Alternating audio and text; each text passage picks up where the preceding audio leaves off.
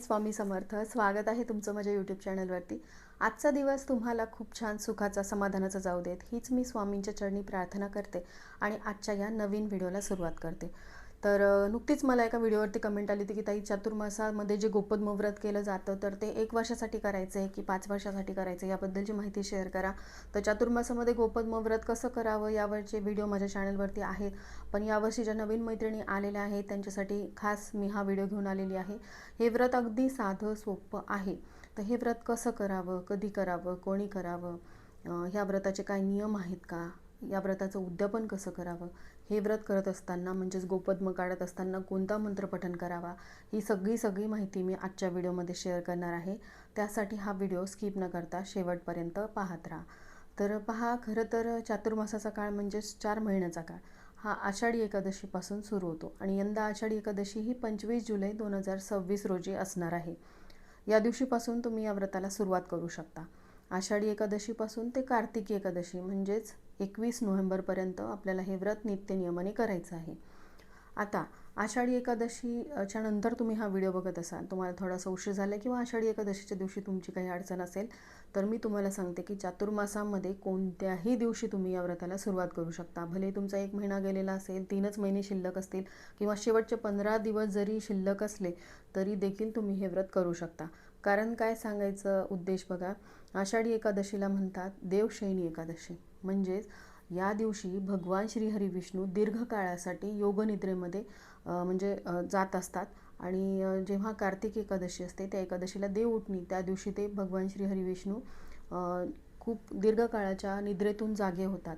या 4 महिन्याच्या कालावधीमध्ये जो कोणी व्यक्ती त्यांची मनोभावे सेवा उपासना करेल त्याच्यावरती ते प्रसन्न होतात, त्याच्या कुटुंबावरती त्यांची कृपादृष्टी राहते. आणि या 4 महिन्याच्या काळामध्ये भगवान श्रीहरी विष्णू योगनिद्रेमध्ये असल्यामुळे संपूर्ण सृष्टीचा कारभार हा भगवान शिवांच्या हातात असतो. म्हणजेच महादेव, पार्वती, गणेश आणि कार्तिक एकादशी म्हणजेच भगवान कार्तिकेय असा हा 4 महिन्याचा काळ. यामध्ये भगवान शिव जे आहेत ते संपूर्ण ब्रह्मांडाची जबाबदारी घेतात. त्यामुळे मग आपल्याला त्यांची सेवा तर करायची आहे. श्रावण महिन्यामध्ये आपण महादेवांची सेवा करतो. त्यानंतर गणेश उत्सव जो असतो, 10 दिवस आपण गणपतींची सेवा करतो. त्यानंतर नवरात्री येते, ज्यामध्ये आपण देवी पार्वतीच्या 9 रूपांची पूजा करत असतो. दिवाळीला आपण लक्ष्मीपूजन करतो आणि कार्तिकी एकादशीच्या दिवशी आपण भगवान कार्तिकेयांचं देखील पूजन करत असतो. कारण एकच दिवस असा असतो ज्या दिवशी त्यांचं मंदिर जे आहे ते उघडतं. तर असं हे चातुर्मासाचं काळ, या काळामध्ये आपल्याला हे अतिशय साधं सोपं पण अत्यंत प्रभावी असं हे व्रत जे आहे ते करायचं आहे. तर हे व्रत कसं करावं याबद्दलची माहिती आपण जाणून घेऊयात. तर आधी सांगितल्याप्रमाणे आषाढी एकादशीपासून तुम्हाला या व्रताला सुरुवात करायची आहे. आषाढी एकादशीच्या दिवशी तुम्हाला सकाळी लवकर उठल्याबरोबर तर घराची स्वच्छता करायची, त्यानंतर स्वच्छ स्नान करायचं आहे आणि पिवळ्या रंगाचं किंवा तुम्ही जेही शुभ वस्त्र परिधान करणार आहात ते घालायचं. त्यानंतर सगळ्यात आधी आपल्याला देवपूजा करायची आहे. देवघर स्वच्छ करून घ्यायचं, देवांना लख्ख उजळून घ्यायचं आहे आणि त्यानंतर देवपूजा झाल्यानंतर देवघरासमोर एखादा पाट किंवा चौरंग ठेवून किंवा तुम्ही तुळशी वृंदावनासमोर एखादा छोटासा पाट किंवा चौरंग ठेवून तिथे हे व्रत करायचं आहे. तर हे व्रत करण्यासाठी आपल्याला 30+3 गोपद्म म्हणजेच गाईची पावलं जी आहेत ते काढायची असतात. गाईची पावलं का? कारण ही जी गाईची पावलं आहेत ती अतिशय शुभ मानली जातात. गाईमध्ये 33 कोटी देवांचा वास असतो आणि गाय जी आहे ती भगवान श्रीहरी विष्णूंना तसंच देवी लक्ष्मीला अत्यंत प्रिय आहे. ज्या घरासमोर गाईची पावलं काढलेली असतात त्या घरामध्ये सुख समृद्धी येत असते. म्हणूनच गोपद्म व्रत जे आहे ते चातुर्मासामध्ये करण्याला अनन्यसाधारण असं महत्त्व आहे. आता हे जे गाईची पावलं आहेत किती काढायची आहेत, तर 30+3 म्हणजेच 33 गोपद्म काढायचे. आणि हे जर तुम्हाला काढता येत नसतील तर अशा प्रकारचे साचे देखील मिळतात. तर असे साचे तुम्ही घेऊ शकता, म्हणजे असा साचा तुम्ही घेऊ शकता. यापेक्षा मोठा साचा देखील मिळतो. थोडी मोठी जागा असेल तर मोठ्या आकाराच्या साच्याचा वापर करायचा. अधिक महिन्यामध्ये देखील बऱ्याचशा मैत्रिणींनी गोपद्म व्रत केलेलं आहे आणि चातुर्मास तर दरवर्षीच असतो, अधिक महिना तरी दर 3 वर्षांनी येतो. पण चातुर्मासामध्ये हे व्रत करण्याला खूप खूप जास्त महत्त्व आहे. याचे खूप सुंदर अनुभव लोकांना आलेले आहेत. आणि स्वस्तिक व्रत जे मी शेअर केलं होतं, स्वस्तिक व्रत कसं करावं, त्याचे देखील खूप सुंदर असे अनुभव म्हणजे माझ्या यूट्यूब चॅनलवरती त्यांनी शेअर केलेत की आमचं हे काम झालं, ते काम झालं. कारण आयुष्यामध्ये अनेक अडचणी असतात, समस्या असतात आणि त्या समस्येमधून बाहेर पडण्यासाठी आपण खूप कष्ट करतो, मेहनत करतो, पण काही ना काहीतरी अडथळे येतात आणि आपलं काम ते पूर्णत्वास जात नाही. पण मनोभावे श्रद्धेने आपण ज्या काही सेवा करतो ना चातुर्मासामध्ये, त्याचं फळ आपल्याला मिळतच असतं. तर हे तर अतिशय साधं सोपं व्रत आहे. तुम्हाला साचा मिळाला बाजारामध्ये तर तुम्ही आणू शकता. ॲमेझॉनवरती देखील अवेलेबल आहे किंवा याचे लाकडी साचे आहेत किंवा तुम्ही प्रिंटेड कटआउट्स जे असतात ते ठेवले तरीसुद्धा चालतात. मोत्याचेसुद्धा मोत्याची रांगोळी असते, त्याचे कटआउट्स मिळतात, ते ठेवले तरी चालतात. फक्त त्यांचं तुम्हाला काय करायचं आहे, पूजन करायचं आहे. तर तुमची देवपूजा झाल्यानंतर पाट किंवा चौरंग ठेवायचा. रांगोळीने ह्या गोपद्माची रांगोळी तुम्हाला देवघरासमोर काढायची आहे. त्यानंतर हळदी कुंकू अर्पण करायचं, धूप दीप ओवाळायचं. जोही घरामध्ये नैवेद्य असेल, साखरेचा का असेना, साखर किंवा घरामध्ये जेही फळ असेल, केळी असेल किंवा इतर कोणतंही फळ, त्या फळाचा नैवेद्य अर्पण करायचा, आरती करायची.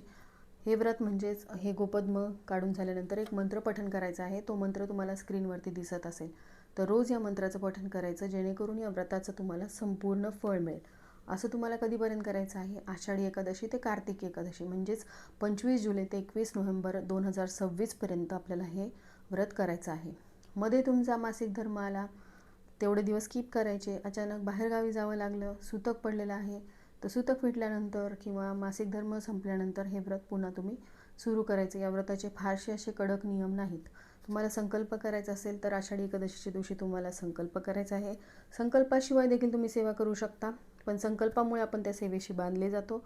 म्हणून संकल्प करा. संकल्प कसा करायचा यावरचा डिटेल व्हिडिओ आपल्या चॅनलवरती आहे, तुम्ही तो बघू शकता. त्या पद्धतीने संकल्प करायचा, इच्छा मनोकामना व्यक्त करायची आणि या व्रताला सुरुवात करायची आहे. आता कार्तिकी एकादशीच्या दिवशी या व्रताचं उद्यापन केलं जातं. कार्तिकी एकादशीच्या दिवशी तुमची अडचण असेल तर गुरुपौर्णिमेपासून देखील तुम्ही हे व्रत सुरू करू शकता. आषाढी एकादशीला जर अडचण आली तर गुरुपौर्णिमा ते त्रिपुरारी पौर्णिमेपर्यंत या व्रताचं उद्यापन जे आहे ते तुम्ही कधीही करू शकता. म्हणजेच कार्तिकी एकादशीला उद्यापन करणं नाही शक्य झालं तर त्रिपुरारी पौर्णिमेपर्यंत तुम्ही हे या व्रताचं उद्यापन करायचं आहे. उद्यापन कसं करायचं तर अगदी साध्या सोप्या पद्धतीने. तर हे गोपद्म जे आहेत ते तुम्हाला आषाढी एकादशीपासून ते कार्तिक एकादशीपर्यंत 4 महिने तुमच्या देवघरासमोर किंवा तुळशीसमोर नित्यनियमाने काढल्यानंतर या व्रताचं उद्यापन करायचं आहे. तुम्ही संकल्प केलेला असेल किंवा नसेल तरी देखील तुम्ही या व्रताचं उद्यापन करू शकता. पण संकल्प जर केला असेल तर उद्यापन हे करावंच लागतं. संकल्प नसेल केलेला तर तुम्ही यथाशक्ती दान धर्म करावा, गरजू लोकांना मदत करावी, मंदिरामध्ये दान दक्षिणा द्यावी, अशा पद्धतीने तुम्ही उद्यापन करू शकता. पण तुम्ही इच्छापूर्तीसाठी संकल्प केलेला असेल, भगवान श्री हरी विष्णूंना त्यांच्यासाठी म्हणजे देवासाठी तुम्ही हे व्रत केलेलं असेल तर तुम्ही काय करायचं आहे, जर आषाढी एकादशीपासून सुरू केलं असेल तर कार्तिकी एकादशीच्या दिवशी तुम्ही या व्रताचं उद्यापन करू शकता. आणि आषाढी एकादशी नंतर नाही तर गुरुपौर्णिमेपासून त्रिपुरारी पौर्णिमेपर्यंत तुम्ही हे व्रत करणार असाल तर त्रिपुरारी पौर्णिमेच्या दिवशी या व्रताचं उद्यापन करू शकता. किंवा तुम्हाला कार्तिकी एकादशीच्या दिवशी अडचण असेल, काही मासिक धर्म किंवा सुतक किंवा तुम्ही बाहेरगावी जाणार असाल तर अशा वेळेस त्रिपुरारी पौर्णिमेपर्यंत म्हणजेच कार्तिकी एकादशीपासून ते त्रिपुरारी पौर्णिमेपर्यंत कोणत्याही एका दिवशी तुम्ही या व्रताचं उद्यापन करू शकता. तर उद्यापन कसं करायचं आहे तर सेम तुम्हाला सकाळी उठल्याबरोबर तुमची घराची स्वच्छता वगैरे झाली की तुम्ही जसं नित्यनियमाने देवपूजा झाल्यानंतर देवघरासमोर किंवा तुळशीसमोर हे व्रत करणार असाल त्याच पद्धतीने गोपद्म तुम्हाला त्या दिवशी काढायचं आहे. आणि त्यानंतर तुम्हाला यथाशक्ती 1, 5, 7 या संख्येने सवाष्ण स्त्रियांना घरी बोलवायचं आहे.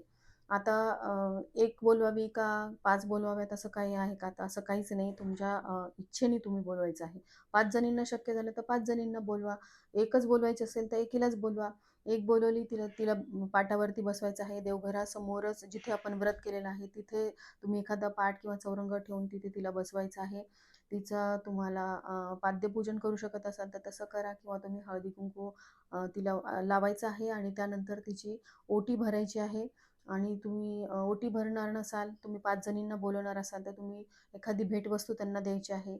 घरामध्ये खीर किंवा शिरा तुम्ही बनवू शकता किंवा बासुंदी किंवा मसाला दूध बनवायचं आहे आणि ते तुम्ही त्यांना प्यायला देऊ शकता. किंवा एकच बोलवणार असाल तर तुम्ही यथाशक्ती तिला जेवायला देखील आमंत्रित करू शकता.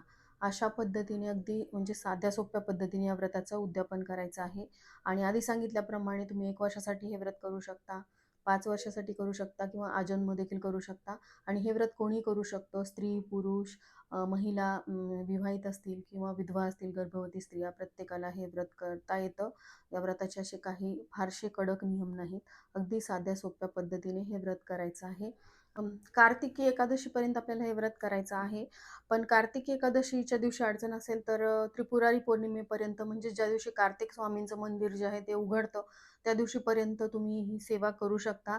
आषाढी एकादशीच्या दिवशी नाही करणं शक्य झालं तर तुम्ही गुरुपौर्णिमेपासून ते त्रिपुरारी पौर्णिमेपर्यंत 4 महिन्यापर्यंत, म्हणजे जोपर्यंत हरिहर भेट होत असते त्या दिवशी भगवान श्री हरिविष्णूंचं पूजन केलं जातं. त्रिपुरारी पौर्णिमेच्या दिवशी म्हणजे महादेव आणि विष्णूंची भेट होत असते. त्या दिवशी देखील तुम्ही या व्रताचं उद्यापन करू शकता. बघा, सांगितल्याप्रमाणे संपूर्ण चातुर्मासाचा काळ हा भगवान शिवांच्या परिवाराच्या हातात असतो. कार्तिकी एकादशी म्हणजेच कार्तिक स्वामींना समर्पित आहे. त्रिपुरारी पौर्णिमेच्या दिवशी कार्तिक स्वामींचं मंदिर उघडतं. त्यामुळे या चातुर्मासाला किती महत्त्व आहे बघा. या 4ही महिन्यामध्ये त्याग करण्याला महत्त्व आहे. खूप जण अन्नाचा त्याग करतात, वांगी सोडतात.